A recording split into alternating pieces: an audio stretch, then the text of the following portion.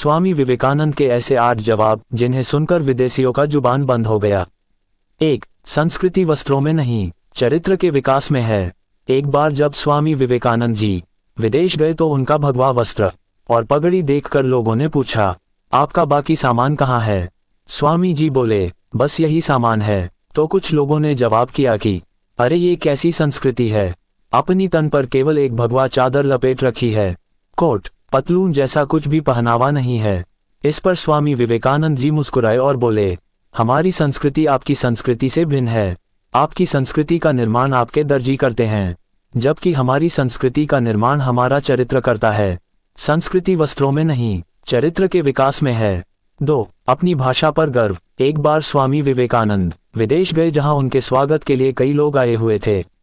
उन लोगों ने स्वामी विवेकानंद की तरफ हाथ मिलाने के लिए हाथ बढ़ाया और इंग्लिश में हेलो कहा, जिसके जवाब में स्वामी जी ने दोनों हाथ जोड़कर नमस्ते कहा। उन लोगों को लगा कि शायद स्वामी जी को अंग्रेजी नहीं आती है, तो उन लोगों में से एक ने हिंदी में पूछा, आप कैसे हैं? तब स्वामी जी ने कहा, I am fine thank you. उन लोगों को बड़ा ही आश्चर्य हुआ। उन्होंने स्वामी जी से पूछा कि जब हमने आपसे इंग्लिश में बात की तो आपने हिंदी में उत्तर दिया, और जब हमने हिंदी में पूछा तो आपने इंग्लिश में कहा, इसका क्या कारण है? तब स्वामी जी ने कहा, जब आप अपनी माँ का सम्मान कर रहे थे तब मैं अपनी माँ का सम्मान कर रहा था, और जब आपने मेरी माँ का सम्मान किया तब मैंने आपकी माँ का सम्मान किया।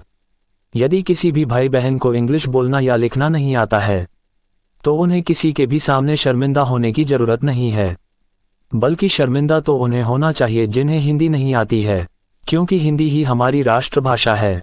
हमें तो इस बात पर गर्व होना चाहिए कि हमें हिंदी आती है। क्या आपने किसी देश को देखा है जहां सरकारी काम उनकी राष्ट्रभाषा को छोड़कर किसी अन्य भाषा या इंग्लिश में होता हो? यहाँ तक कि जो भी विदेशी मंत्री या व्यापारी हमारे देश में आते हैं वो अपनी ही भाषा में काम करते हैं या भाषण देते हैं, फिर उनके अनुवादक हमें हमारी भाषा या इंग्लिश में अनुवाद करके समझाते हैं। जब वो अपनी भाषा नहीं छोड़ते तो हमें हमारी राष्ट्रभाषा को छोड़कर इंग्लिश में काम करने की क्या जरूरत है? 3. देने का आनंद पाने के आनंद से बड़ा होता है। भ्रमण एवं भाषणों से थके हुए स्वामी विवेकानंद अपने निवास स्थान पर लौटे। उन दिनों वे अमेरिका में एक महिला के यहाँ ठहरे हुए थे।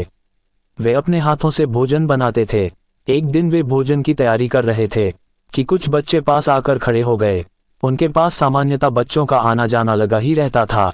बच्चे भूखे थे। स्वामी जी ने अपनी सारी रोटियां एक एक कर बच्चों में बांट दी। महिला वहीं बैठी सब देख रही थी। उसे बड़ा आश्चर्य हुआ। आखिर उससे रहा नहीं गया और उसने स्वामी जी से पूछ ही लिया, आपने सारी रोटियां उन बच्चों को दे डाली, अब आप क्या खाएंगे? स्वामी जी के अधरों पर मुस्कान दौड़ गई। उन्होंने प्रसन्न होकर कहा, माँ, रोटी तो पेट की ज्वाला शांत करने वाली वस्तु है। इस पेट में न सही उस पेट में ही सही। देने का आनंद पाने के आनंद से बड़ा होता है। 4. सच्चा पुरुषार्थ। एक विदेशी महिला स्वामी विवेकानंद के समीप आकर बोली, मैं आपसे शादी करना चाहती हूँ।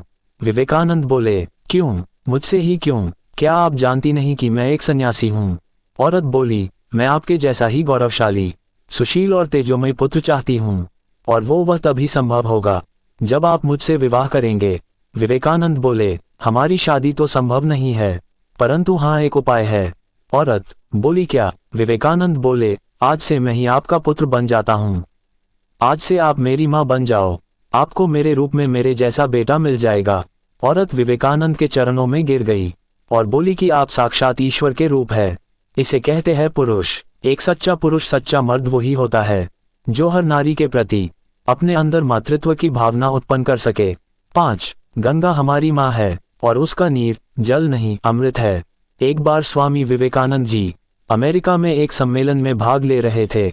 सम्मेलन के बाद कुछ पत्रकारों ने उनसे भारत की नदियों के बारे में एक प्रश्न पूछा। पत्रकार ने पूछा, स्वामी जी, आपके देश में किस नदी का जल सबसे अच्छा है?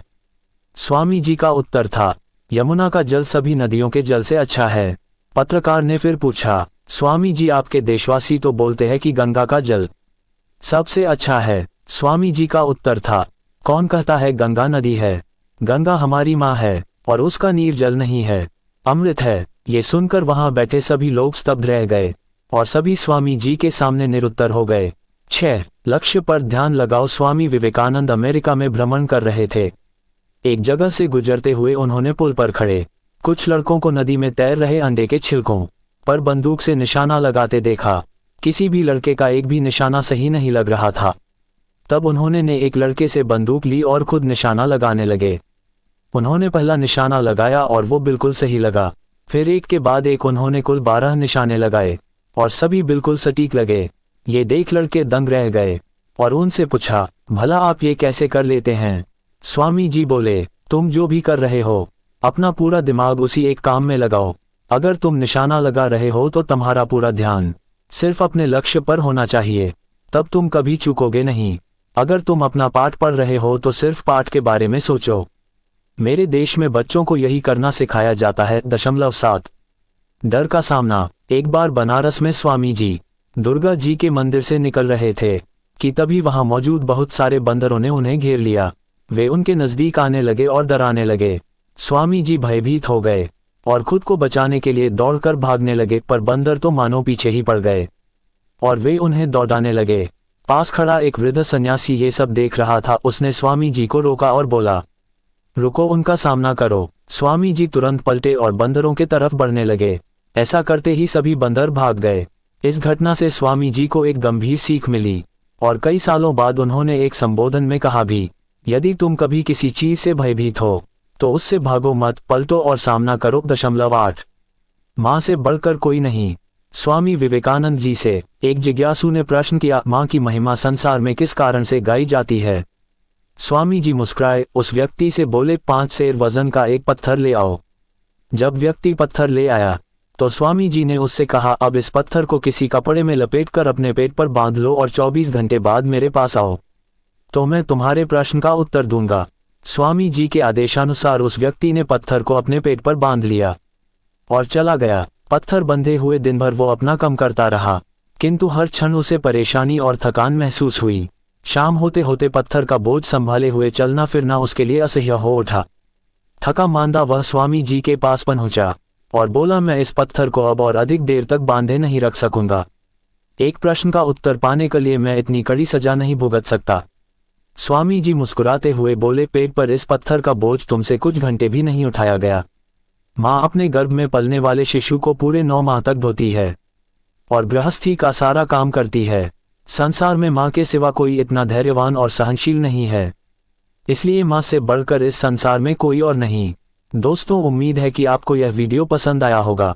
इस पोस्ट को अपने दोस्तों और परिवार के साथ जरूर शेयर करें और वीडियो को लाइक करें, चैनल को सब्सक्राइब करें और भी ऐसे ही वीडियो देखने के लिए।